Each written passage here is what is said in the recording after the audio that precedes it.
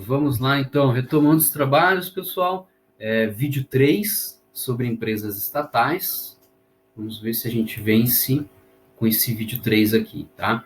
Então, nós já vimos a apresentação inicial das estatais, né? O gênero, empresa estatal, as espécies, empresa pública, sociedade de economia mista. Diferença entre elas é uma diferença de natureza empresarial, de moldura empresarial. Depois nós falamos ali um pouco a respeito sobre a nomeação de dirigentes, uma novidade bem importante que veio com a Lei 13.303, que é o Estatuto das Empresas Estatais, uma lei que certamente estará presente em concursos, e esse artigo 17 eu tenho a acreditar que ele vai ser bastante cobrado, porque ele é bem confuso, ele tem requisitos necessários, requisitos alternativos e várias vedações, tá? Justamente qual que é o objetivo desse artigo 17? O artigo 17, o objetivo dele é impedir nomeações puramente político-partidárias nessas entidades, que são entidades extremamente importantes para a economia e também para o Estado, beleza? Vamos então seguir aqui com a nossa disciplina, ok? E vamos falar sobre o regime jurídico, tá? E aqui é um tema bem extenso, então já pegue um copo d'água, venha descansado, porque aqui eu vou me demorar um pouco mais, tá? As estatais, seja empresa pública, seja sociedade de economia mista, são pessoas jurídicas de direito privado, tá? O que isso é importante? Então, eu cito ali o artigo 173, parágrafo 1º, 2 e 3 e parágrafo 2º da CF. Peço que vocês analisem lá 173, parágrafo 1º, que fala sobre o estatuto dessas estatais, e o parágrafo, e o inciso 2 e 3, então, artigo 173, parágrafo 1º, tá? Inciso 2 e 3. Diz assim, ó, a sujeição ao regime próprio das empresas privadas, ou seja, as estatais sujeitam-se ao regime próprio das empresas privadas, quanto às suas obrigações civis, comerciais, trabalhistas e tributários, tá? O regime desse estatuto também deverá dispor sobre a licitação e a contratação com esses entes da administração indireta. Então, a própria Constituição disse o seguinte, por meio da emenda 19, 1998, tá? A própria Constituição, ela disse o seguinte, deverá ser criado um estatuto das empresas estatais, ok? E as empresas estatais, elas se submetem ao regime jurídico próprio das empresas privadas, tá? Quanto ao regime de licitações dessas estatais, esse estatuto deverá dispor. E o estatuto veio em 2016, tá? A alteração constitucional é em 98, o estatuto veio em 2016 e é justamente a Lei 13.303, tá? Então, olha só, gente. Se elas são pessoas de direito privado, a priori, de regra, o mesmo regime que se aplica a qualquer empresa também se aplica para esses caras. Só que não, tá? Por quê? Porque, muito embora serem pessoas jurídicas de direito privado, esses caras fazem parte da administração pública. E ao fazerem parte da administração pública, algumas regras de direito público vão incidir sobre eles. Então, é errado dizer que sobre as estatais existe um regime jurídico puramente privado. Não. Sim, ele é um regime predominantemente privado, mas não é puramente privado.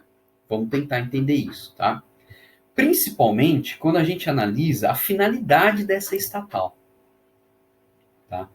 Se a estatal exerce uma atividade econômica, se você está na selva, siga as regras da selva, tá? O seu regime jurídico vai ser mais próximo do direito privado, mas não vai ser puramente privado.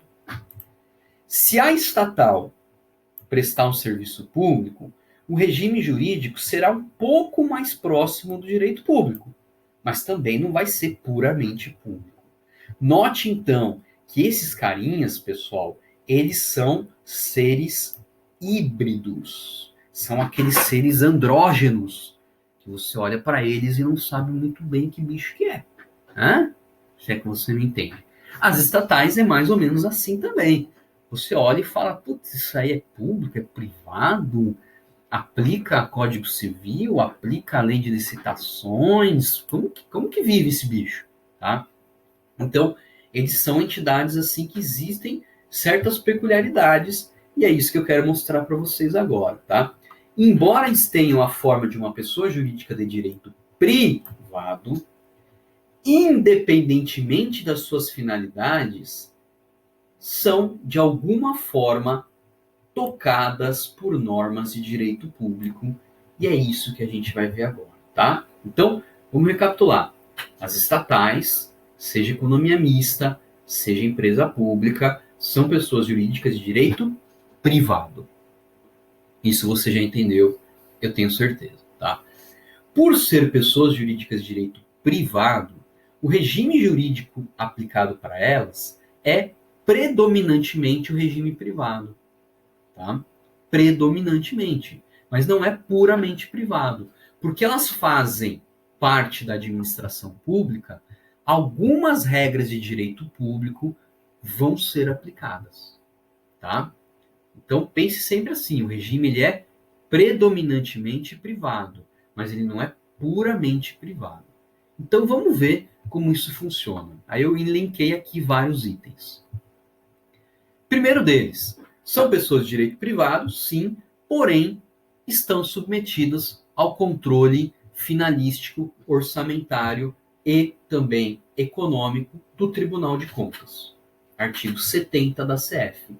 Uma empresa privada, qualquer, normalmente, não tem esse controle no Tribunal de Contas. A sua empresa lá, o seu boteco vendendo lá a sua cachaçinha, o seu torresminho, de regra, não tem nenhum controle do Tribunal de Contas. Tem controle da Receita Federal, mas não do Tribunal de Contas. Então, essa é uma diferença importante. Segunda diferença, essas empresas estatais também se sujeitam aos princípios da administração pública, aqueles lá do 37 caput, o famoso LIMP, lembra? Legalidade, impessoalidade, moralidade, eficiência, publicidade, beleza? A tua empresa, o teu botequinho, vendendo a cachaçinha, o torresminho, se submete a esses princípios? Não. Ah, então eu posso ser uma pessoa imoral, professor? Na tua vida privada você pode, tá? Na tua empresa você pode ter outros problemas, mas não de ordem e com base no artigo 37 caput da CF, tá? Próxima norma importante. São criadas mediante autorização legal, está lá no artigo 3719. O teu boteco que vende aquela cachaçinha, aquele torresminho, precisa de autorização legal para ser criado? Não. Tá? Isso é a livre iniciativa. É o fantástico mundo dos empreendedores. Você pode simplesmente criar o seu estatuto social, criar o seu contrato social, levar à junta comercial, registrar ali, voa lá. Você já tem a sua empresa, vincula um CPF, um CNPJ na Receita, a empresa existe, pelo menos juridicamente. Beleza? Não precisa, então, de uma autorização legal. No entanto, as empresas estatais precisam de uma autorização legal. Tá? A lei ela deve estabelecer a forma da futura sociedade, o seu prazo de duração e a composição do seu capital. Se o ente for exercer uma atividade econômica, a lei deve especificar o relevante interesse coletivo e o imperativo de segurança nacional que justifica a criação daquela estatal. Beleza? Próxima norma de direito público que se aplica às estatais. As estatais estão sujeitas ao poder de controle e tutela. Lembra do poder de controle e tutela? Lá no vídeo de administração pública indireta, é aquela relação que existe entre o ente da administração direta que criou a estatal. Por exemplo, a Petrobras é uma sociedade de economia mista federal. Quem que criou ela? A União Federal. A União exerce sobre a Petrobras um poder de controle e tutela. Tá? Exemplo, é o presidente da República que nomeia os diretores da Petrobras, atendidos todos aqueles requisitos que nós vimos do artigo 17 da Lei das Estatais. Isso é poder de controle e tutela. O presidente da República, ele controla, ele pode fiscalizar as atividades dessa Petrobras também, dessa estatal. Tá certo? Beleza? Próximo requisito, teto remuneratório. De novo, tá? O teto remuneratório, que é aquele que nós vimos lá atrás, que está no artigo 3711 da CF, que na administração pública ninguém pode ganhar mais do que o subsídio dos ministros do STF. Esse teto se aplica para as estatais? De regra, não se submetem ao teto. De regra, as empresas estatais não se submetem ao teto remuneratório. Por quê? Se você olhar o artigo 3711 da CF, vamos lá. 37.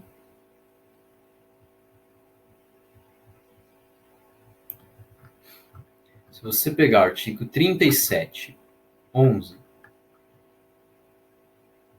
tá aqui, ó. Vamos lá.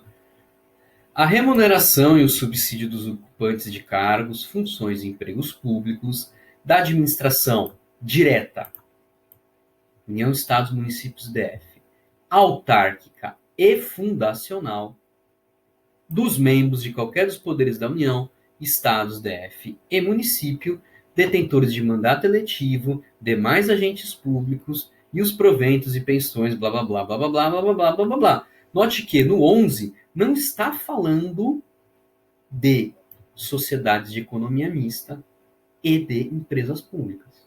Está falando de administração direta, União, Estados, Municípios, DF, autarquia e fundações.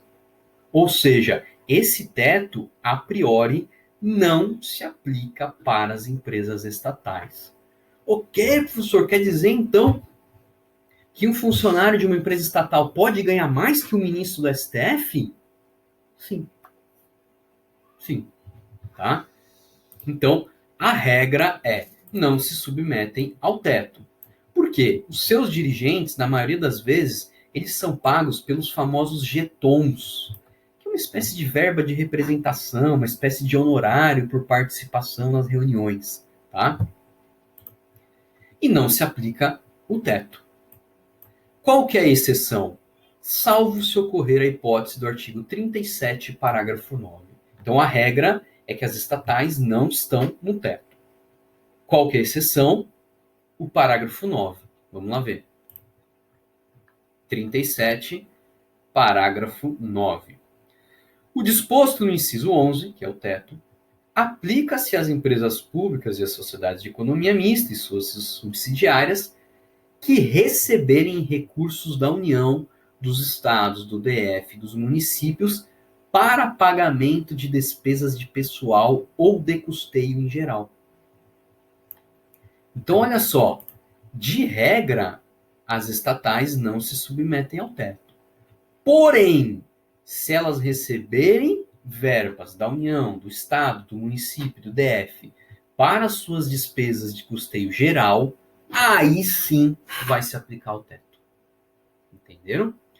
Qual que é o principal motivo dessas empresas não se submeterem ao teto, pessoal? Muitas delas concorrem no mercado. Então, sei lá, um banco, Caixa Econômica, Banco do Brasil, estão concorrendo dentro de um mercado que é extremamente acirrado, extremamente competitivo. Tá? Concorrem com Bradesco, Itaú, grandes companhias multinacionais, tá? Dirigentes desse tipo de empresa, pessoal, são aqueles altos executivos que não ganham 35 mil, tá? Ganham muito mais do que isso. Então, olha só, uma Caixa Econômica Federal, para atrair algum profissional do mercado financeiro, precisa pagar mais ou menos igual como se paga às outras entidades. Não faz sentido um dirigente do Banco Itaú ganhar, sei lá, 150 mil reais por mês e a Caixa quer contratar ele para ser dirigente, mas a Caixa diz, ó, amigão, eu só posso te pagar 35 mil. Você acha que esse executivo do mercado financeiro vai trabalhar na Caixa por 35 mil? Por míseros 35 mil? Não vai. Claro que não vai. Então ele só vai trabalhar na Caixa se a Caixa pagar mais ou menos compatível como o mercado paga. Então, esse é um dos motivos que faz com que essas entidades elas escapem do teto. Tá? Senão elas não teriam gente de nome, de peso do mercado para trabalhar com elas. Ok? Próxima regra, item F. Obrigatoriedade de concurso público para cargos e empregos públicos. As estatais precisam fazer concurso público para contratar os seus funcionários. Você, no seu botequinho, para vender a sua cachaçinha, o seu torresminho, precisa fazer concurso público para contratar empregados? Não. Tá? As estatais precisam, mesmo sendo pessoas jurídicas de direito privado. Artigo 37(2) da CF. Eu coloquei uma observação ali, gente, que eu achei interessante. É um julgado recente do STJ sobre terceirização da advocacia na Caixa Econômica. Tá? O tema da terceirização na administração pública ainda é um tema que está meio movediço. Okay? Principalmente por conta do 37(2) da CF. Tá? E o STJ, tempos atrás, agora, não faz muito tempo, deu essa decisão que autorizou, tá, a Caixa Econômica fazer contratações de advogados sem concurso público. Tá? Então, empresa pública, terceirização de serviços jurídicos, serviços não vinculados à atividade fim, é legal a terceirização. Em síntese, o que o STJ entendeu? Entendeu o seguinte, ó, é possível terceirizar as atividades de empresa pública. Note que o STJ está julgando um caso que envolve empresa pública, não está julgando um caso que envolve administração direta. Então, o que o STJ entendeu? No caso dessa empresa pública, é possível que aquelas atividades que não estão diretamente ligadas com a atividade fim possam ser terceirizadas. Tá? Ou seja, a finalidade da Caixa não é um contencioso judicial. A finalidade da Caixa é vender serviços bancários. Tá? Ela vai precisar de advogados porque existe o contencioso. Ela pode, então, nessa atividade meio, terceirizar. Tá? Então, olha lá. Administrativo, recurso especial, empresa pública, contratação de advogado, concurso. A Caixa, embora vinculada como empresa pública ao Estado, executa uma atividade econômica em ambiente de concorrência. A terceirização pela Caixa dos serviços jurídicos não se revela ilegal, porquanto a atividade não se vincula à atividade fim do órgão. Tá? Aí eu transcrevi aqui um excerto. Observando o disposto do 37 da CF, inserindo a atividade da Caixa em um modelo de administração pública, tem-se que é importante que a Caixa Econômica ou qualquer empresa pública prestigie a economicidade. Então, nota que o julgado está vinculado a empresas públicas. Esse tipo de contratação de terceirizados enseja a possibilidade não de prejuízo, não de acarretar um custo operacional para a empresa pública mais elevado. Pelo contrário, ela reduz o custo da empresa pública para se manter um caráter competitivo.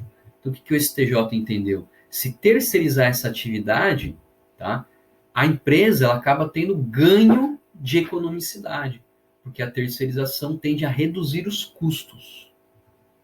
Vamos lá.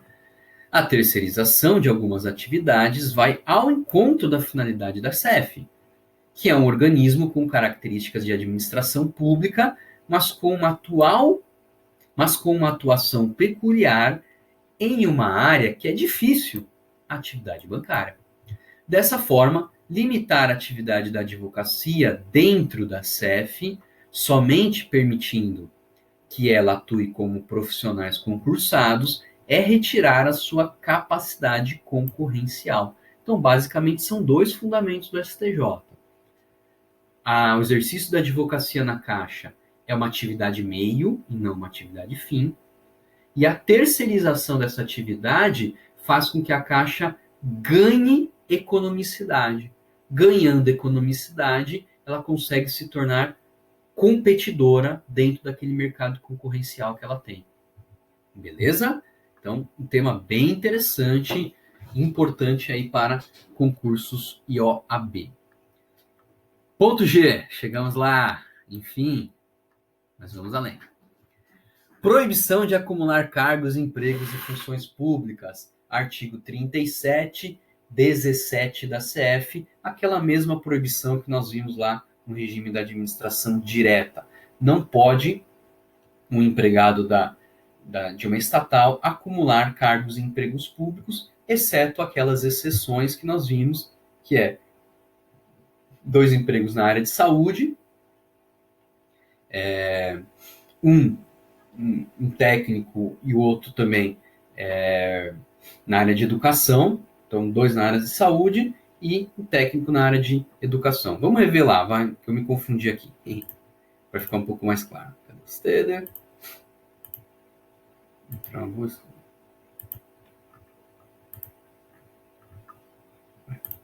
Aqui, 37. Fiz uma confusão aqui, vamos esclarecer isso, tá? Então, 37. 21. É vedada a acumulação remunerada de cargos públicos, exceto quando houver compatibilidade de horários, observado em qualquer caso o disposto no inciso 11, que é o teto, tá? Então, exceto quando houver compatibilidade de horários, 2 cargos de prof, 1 cargo de professor com outro técnico e científico e 2 cargos ou empregos privativos de profissionais da área de saúde. Então, a regra é não acumular, podendo ser acumulado 2 de professor, tá? 1 de professor e outro técnico científico, ou 2 na área de saúde, tá? Inciso 17. A proibição de acumular estende-se a empregos públicos e abrange autarquias, fundações, empresas públicas e sociedade de economia mista, suas subsidiárias, etc. Blá, blá, blá, blá, blá, blá, blá, blá. Ok? Então, item G é isso aqui. Item H. Para a criação, precisam de autorização legal. Não somente para autorização legal para elas, mas também autorização para abrir subsidiárias e ter participações em entes privados. Artigo 37, 20, a gente já falou, inclusive, sobre isso, tá? O controle dos seus atos podem ser aferíveis pelo Congresso Nacional. Então, não sei se isso acontece na prática, mas tem norma constitucional que dá essa prerrogativa para o Congresso Nacional. O Congresso Nacional pode controlar os atos dos entes da administração indireta. As estatais fazem parte da administração indireta. Vai lá no 49, 10 e dá uma glosadinha. O orçamento dessas estatais deve estar contido na Lei Orçamentária Anual. Isso aqui é uma disposição de direito financeiro. Dá uma olhadinha lá no 165, parágrafo 5º, 1 da CF. As estatais não possuem poderes regulatórios e nem poder de polícia, tá? Porém, a doutrina admite que se a estatal prestar serviço público, ela vai ter certo poder de polícia dentro daquilo que for referente àquele serviço público. Então, a Celesc, por exemplo, ela presta serviço público de distribuição de energia elétrica. Ela vai ter poder de polícia no caso de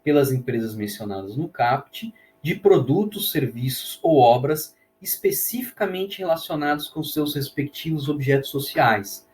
As estatais não precisam licitar aquilo que está envolvido na sua atividade fim. Tá? Ou seja, Caixa Econômica. Qual que é a atividade fim da Caixa Econômica? Prestação de serviço bancário. Quer dizer, então, por exemplo, vender uma conta, um seguro, um CDB, etc. Para que a Caixa te preste esse serviço de CDB, de conta poupança, ela não precisa fazer uma licitação. Tá? Ela não vai precisar licitar. Você vai numa agência lá e diz que quer fazer, assina um contrato e acabou. Tá? No entanto, se a Caixa precisa comprar computadores para os servidores dela, ela vai precisar licitar? Pensa. Comprar equipamentos de informática faz parte da atividade fim da Caixa? Isso está no seu objeto social? Não, a Caixa ela é um ente do mercado financeiro. Logo, comprar computadores, equipamentos de informática é atividade meio. Se é atividade meio, tem que fazer licitação. Licitação por qual regra? 13.303 e por um regulamento próprio da Caixa Econômica Federal. Tá? Segunda possibilidade, são aquelas oportunidades de negócios devidamente justificados, que estão no inciso 2. Peço que vocês leiam o inciso 2. Tá? Então, são aquelas oportunidades de negócio que justificam a inviabilidade do procedimento de licitação. Os casos de dispensa de licitação, está no artigo 29. Eu só estou citando aqui duas hipóteses, porque são várias. Tá? O artigo 29, ó, ele é bem grande, ele tem várias hipóteses, olha ali, ó, são 18 incisos. Eu só estou citando esses dois aqui e são os que eu eventualmente cobrarei na prova, tá, pessoal? Que é as licitações por valor, as dispensas por valor. Até esses valores, a lei considera valores muito diminutos para justificar um processo de licitação. E, por fim, as estatais não precisam licitar quando nós estamos falando de inexigibilidade, tá? Que é o artigo 30. O artigo 30 são as hipóteses de inviabilidade de competição. Tecnicamente, nós chamamos isso de inexigibilidade. Nós temos ali várias hipóteses, tá? Eu não vou trabalhar todas com vocês, só peço que vocês leiam com muito cuidado esse artigo 30. Beleza? Regime de bens. Continuando. Como que funciona o regime de bens das estatais? O que a doutrina diz? Em regra, são bens privados. Portanto, podem ser penhorados, levados a leilão e alienados. No entanto, seguirão o regime de bens públicos quando esses bens estiverem diretamente ligados à prestação de um serviço público. Isso com base no princípio da continuidade dos serviços públicos. Então, a doutrina já há muito tempo fazia essa distinção. Os bens das estatais podem ser penhorados? De regra, podem, porque são bens privados. Tá? Porém, se for um bem que está diretamente ligado à prestação do serviço público, não dá para penhorar. Por exemplo, eu conseguiria penhorar um veículo, um carro da Celesc. Por quê? Se eu tirar esse carro, o serviço público da Celesc vai se interromper? Não. Porém, eu não posso penhorar uma máquina ou um gerador de uma subestação da Celesc. Porque se eu tirar essa máquina, esse gerador da subestação da Celesc, isso vai afetar a prestação do serviço público. Então, há muito tempo, a doutrina tinha esse entendimento. O que a jurisprudência vem dizendo sobre isso? O STF tem um entendimento sobre a impenhorabilidade de bens das estatais. Não podem ser penhorados bens das estatais quando a estatal presta serviço público, quando ela presta serviço público em regime de exclusividade, ou seja, sem concorrência, e quando ela não distribui lucro entre os sócios privados. Tá? É aplicável o regime dos precatórios, ou seja, os bens são impenhoráveis, àquelas sociedades de economia mista prestadoras de serviço público de natureza não concorrencial. Só para lembrar, tá, gente? O que é essa questão de penhorar ou não penhorar? Se a empresa te deve, você entra com um processo, se você ganha e ela não te paga, você pede para o juiz penhorar um bem dela. O juiz pega esse bem, leva a leilão e o produto adquirido no leilão vai servir para te pagar. Basicamente é isso, tá? Se esses bens que devem ser penhorados pertencem a uma estatal, essa é a discussão que eu estou colocando agora, tá? Para o STF, se a estatal presta serviço público, está num ambiente de exclusividade não concorrencial e não distribui lucro entre sócios, os bens dela são impenhoráveis. Então, se ela te deve, a única forma que você vai ter de receber esse crédito será por precatórios, que é uma filinha que com o tempo vai chegar a sua vez, tá? Inclusive, isso foi decidido também no tema 253 do STF, vai lá no site do STF, procurem, tá? Vocês vão encontrar isso aqui, tema 253. Aplicabilidade do regime de precatórios às entidades da administração indireta, prestadores de serviços públicos essenciais. O que o STF firmou nesse tema? A tese. Sociedade de economia mista, que desenvolve atividade econômica em regime de concorrência, não se beneficia do regime de precatórios, previstos no artigo 100 da CF. Portanto, podem ter os seus bens penhorados. Tá? Exemplo aqui, o que a gente pode colocar como exemplo? Banco do Brasil. Tá? O Banco do Brasil é uma sociedade de economia mista, desenvolve uma atividade econômica em regime concorrencial. Então, se o BB te deve e ele não te paga, você pode pedir a penhora de bens do BB. Tá? Portanto, crianças, se a estatal explora uma atividade econômica em regime de concorrência, os bens são penhoráveis. Caixão e vela preta. Se a estatal presta um serviço público em regime de exclusividade, os seus bens são impenhoráveis. Esse segundo exemplo a gente pode colocar no caso a Celesc. A Celesc ela presta um serviço público e, na maioria dos casos, em regime de exclusividade. Só ela faz. Então, os bens dela não podem ser penhorados. Tá? O outro exemplo que dá para encaixar aqui é o caso dos Correios. Os Correios eles prestam serviço público em regime de exclusividade. Os seus bens também são impenhoráveis. Tá? Vamos seguindo. Responsabilidade civil. Como que funciona? Artigo 37, parágrafo 6º. Se a estatal prestar um serviço público, a responsabilidade será objetiva, ou seja, independe de culpa.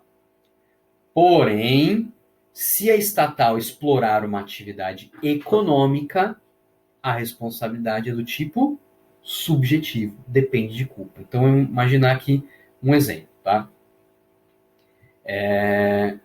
Uma estatal que presta serviço público, Celesc.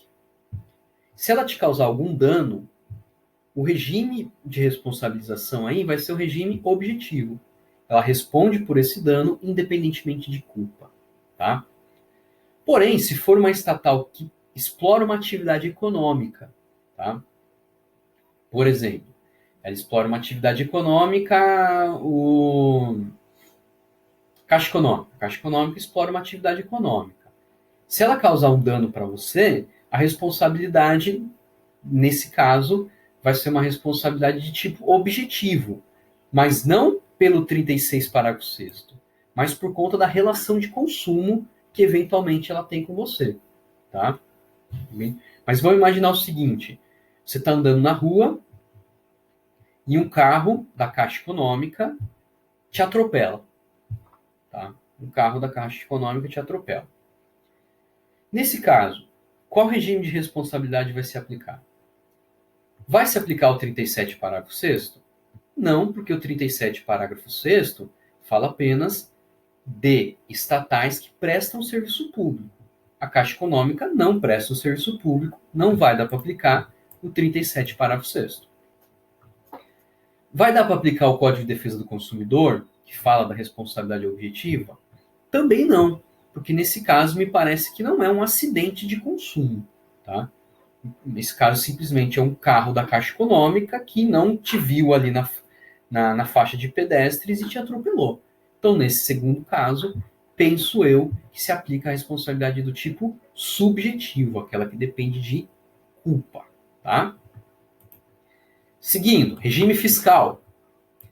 De regra, os entes da administração indireta, as estatais como um todo, elas não têm privilégios fiscais, tá? Então, de regra, as empresas estatais, seja economia mista, seja empresa pública, não têm nenhum privilégio do ponto de vista tributário.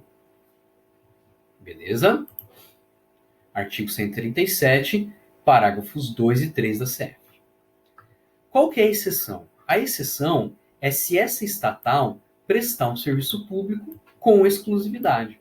Nesse caso, haverá a chamada imunidade tributária recíproca, que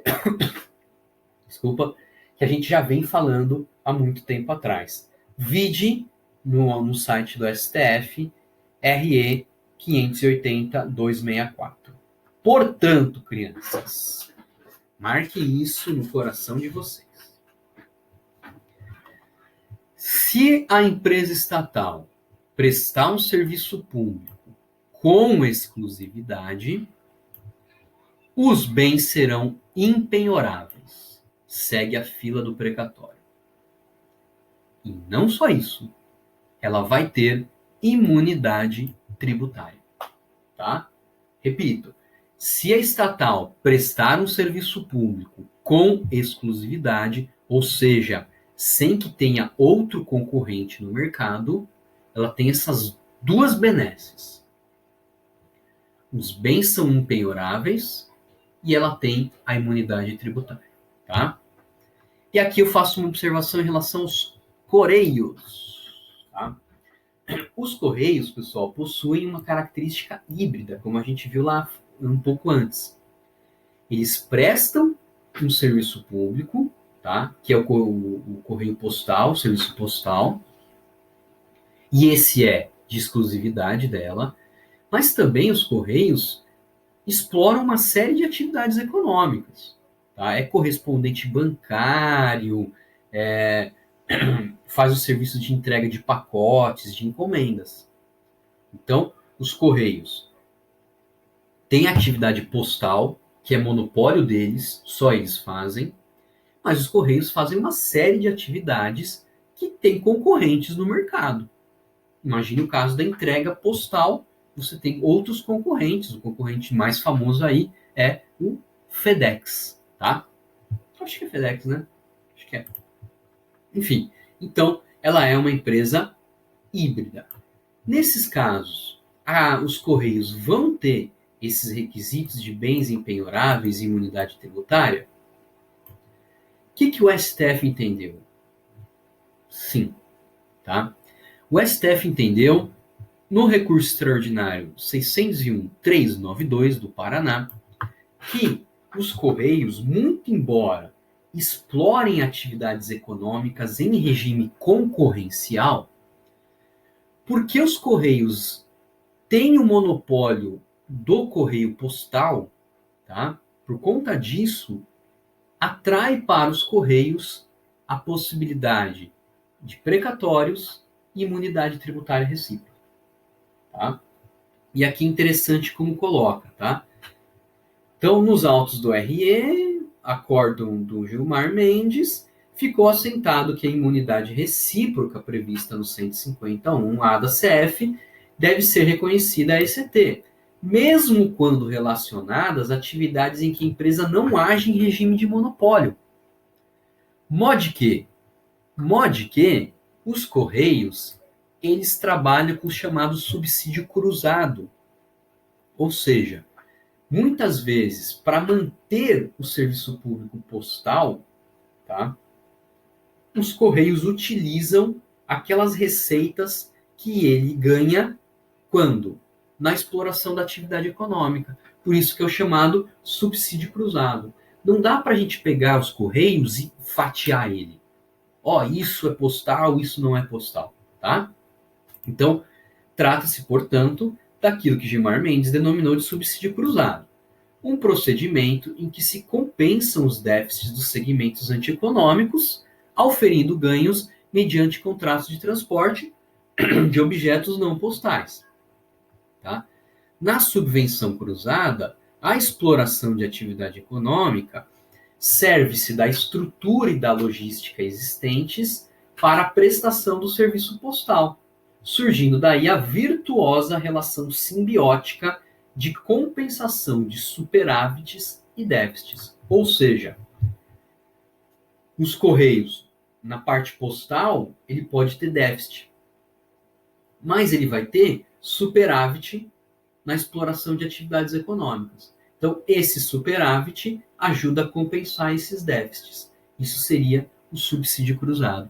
Por conta disso, o STF entendeu que os Correios, muito embora híbridos, ou seja, prestam serviço público e exploram atividade econômica, têm direito à impenhorabilidade de bens e imunidade tributária recíproca.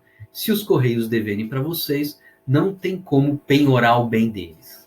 Tá? A única forma de ter esse crédito é através de precatório ou RPV, né, que é um precatório mais fácil de ser pago. Regime de pessoal, pessoal. Ficou estranho, regime de pessoal, pessoal. Regime de pessoal, turma. Tá? As estatais contratam sempre por CLT.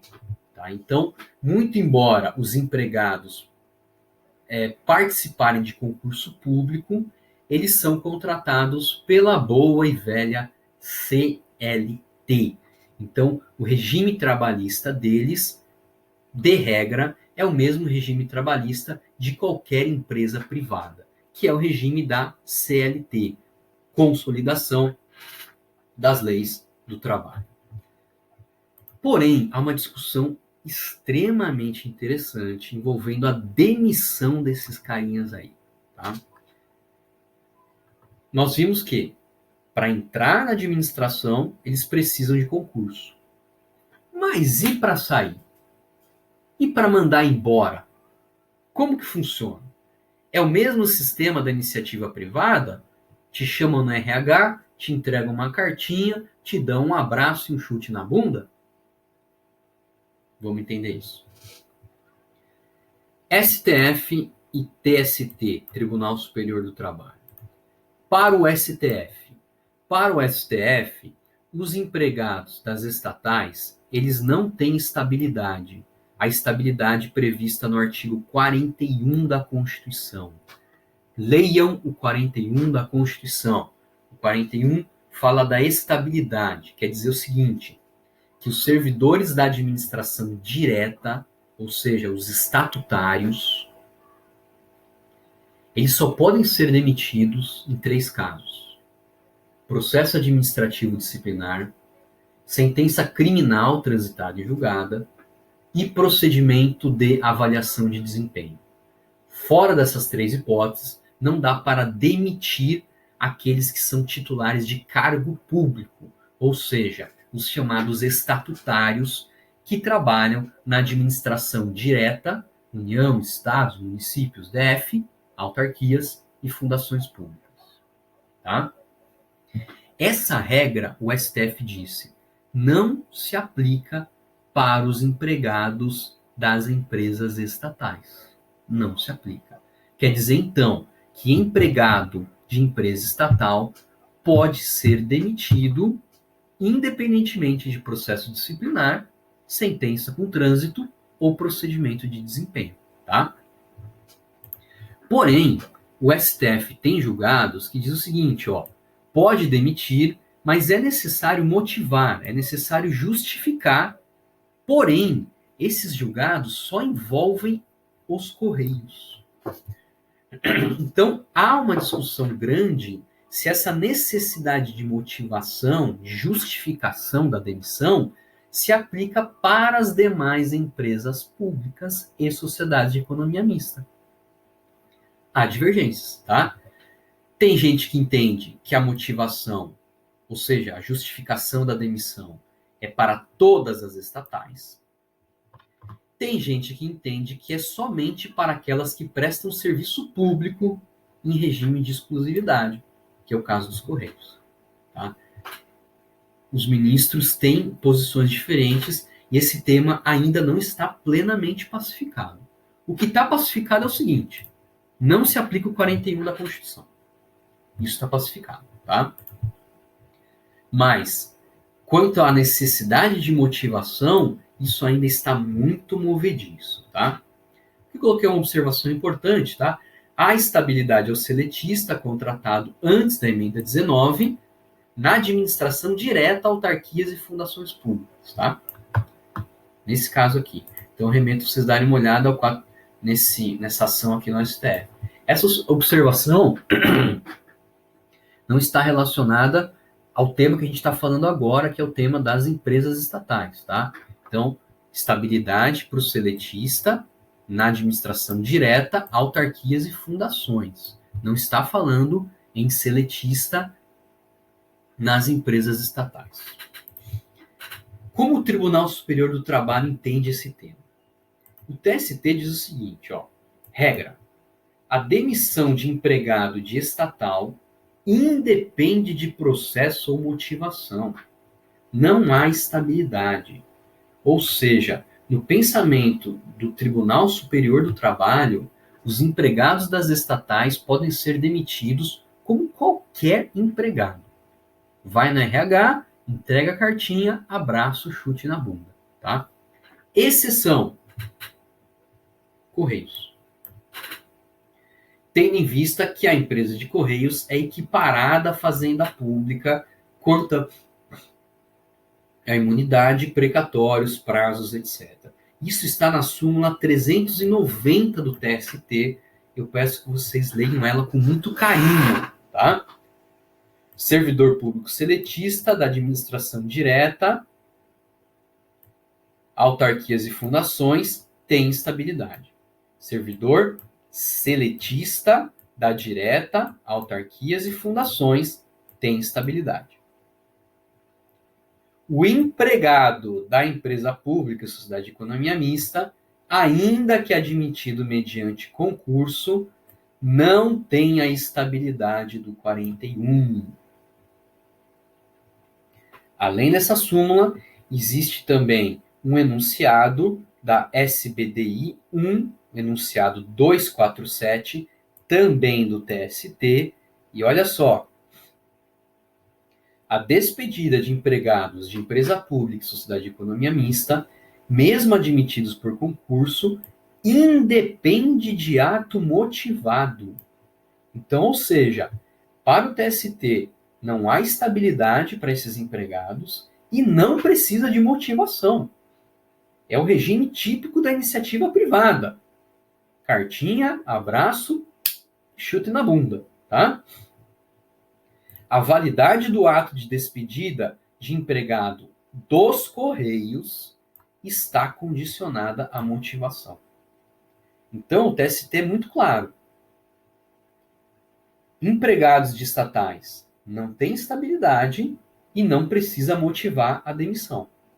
Exceto para as empresas de correio, que nas empresas de correio pode demitir, mas precisa motivar, tá? Então é esse o cenário que nós temos até agora. Por fim, glória a Deus, Iemanjá, Preto Velho, Caveira. Último item. As estatais não tem prerrogativas processuais. Há uma discussão envolvendo os Correios, tá? Há uma discussão envolvendo os Correios. Mas se vocês olharem o novo CPC não entrega nenhuma prerrogativa processual para as empresas estatais. Então, elas não têm prazo em dobro, tá? Para falar no processo, não tem reexame necessário no caso de sentenças contrárias aos seus interesses. Ok? Beleza, então, pessoal, tema extenso, complexo, cheio de detalhinhos. Peço que vocês leiam com bastante atenção esse material, ouçam o vídeo com a videoaula. Se tiverem dúvidas, postem no fórum lá, tá? Lembrando que essa aula de hoje, referente às empresas estatais, não é a aula agora da semana que vem, tá? Ela é simplesmente uma reposição daquela semana onde começou o confinamento do corona, tá? Ou seja, essa semana terá material quarta-feira para estudar, beleza?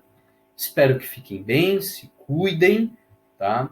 E vamos ver se a gente continua vivo até a próxima semana. Um grande abraço, tudo de bom. E agora eu vou tomar aquela Heineken estupidamente gelada. Valeu!